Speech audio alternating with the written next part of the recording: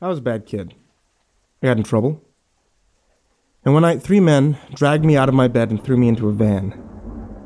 After an endless drive through the dark that ended miles from paved roads, I was informed that I had been sent to a camp for bad kids. They'd set up nice and cozy in an old wash, a demented child's version of Tent City.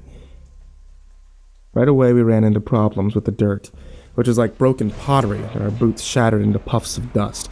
Everything was coated in a thick layer of dust and another layer of sand on top of that.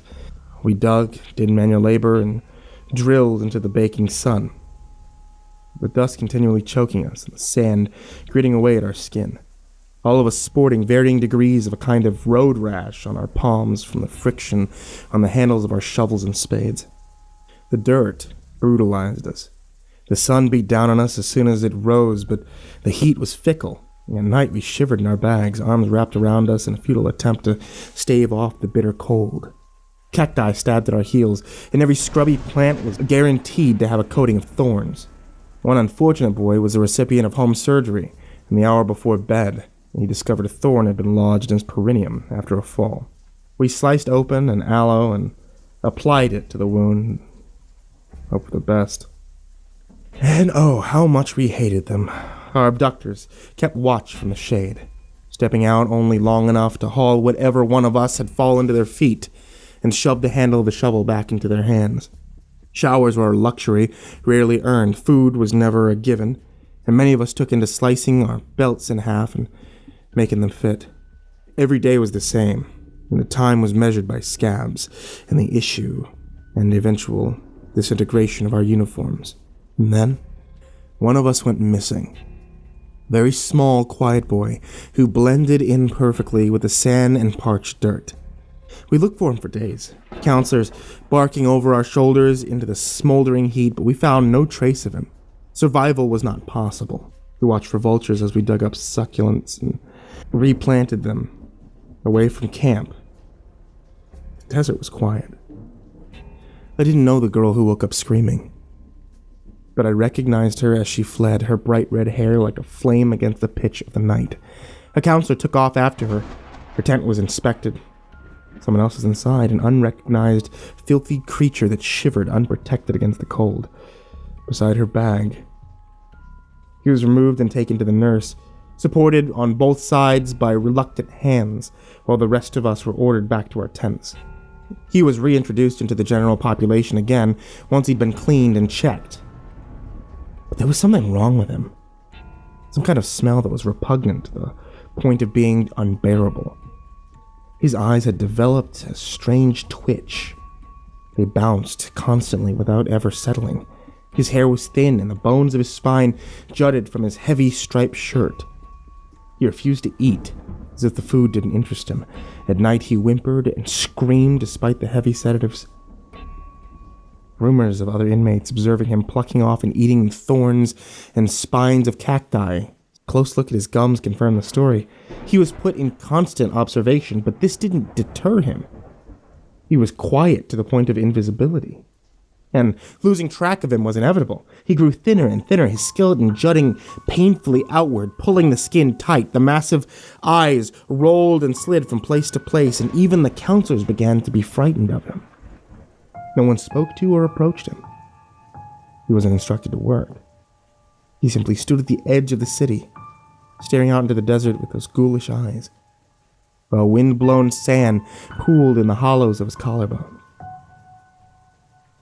His cornea is clouded with infection, scarred by the dirt and sand. Strange growths appeared all over him, hard yellowish protrusions that broke through the skin and bled when nicked with a scalpel. The nurse refused to touch him after this, and he was left alone to stand and stare blindly into the desert, his eyes milky but still twitching, sliding from point to point. Something brushed against the side of my tent one night. It snagged the material, rasping across it just above my head, and I peered out into the darkness and could make out the figure of the boy about 2 tent lengths away. He was moving towards the edge of the city. The growths had grown completely, taking over the surface of his skin. They were sharp, pointed, and they tore cruelly at his skin as they emerged. Mesmerized, I moved closer. He heard me and turned, his useless eyes fixed on my face in a rare moment of stillness. "Who's out there?" I heard myself ask. It was difficult for him to speak. The growths were inside of him too, but I made out what he croaked from around the growths. "Nothing." He turned and continued to make his way. This time he didn't pause as he reached the edge of camp. The darkness was thin and oily, and he sank into it until there was nothing left of him. I waited for him in front of my tent until sunrise, but he didn't come back. I waited every night until the camp was raided, and we returned to our homes with the promise of future justice. We didn't talk about him. It didn't need to be discussed. It was best to leave it unsaid.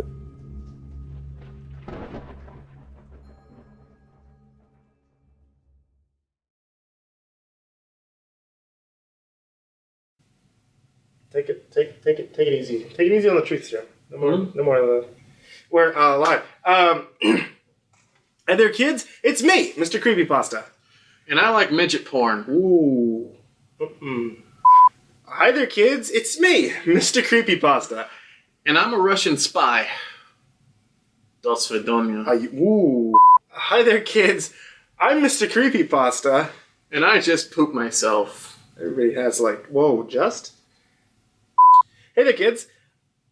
I'm MrCreepyPasta. And sometimes, when nobody's looking, I go to the dog park and I sniff the dogs' butts. Hi there, kids. I'm MrCreepyPasta. And I'm a cam model. Ties ribbons to his penis and dances to Taylor Swift.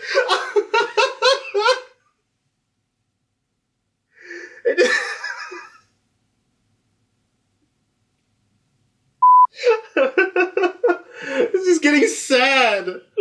You're not even just saying that, you're just coming to self-realizations and just not wanting to be here. Hi there, kids. I'm MrCreepyPasta.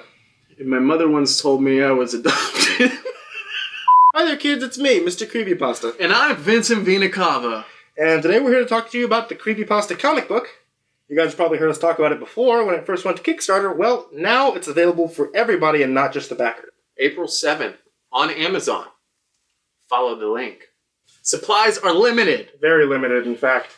But you don't want to miss out on this. And it's also going to be the start of the Spooktacular this year.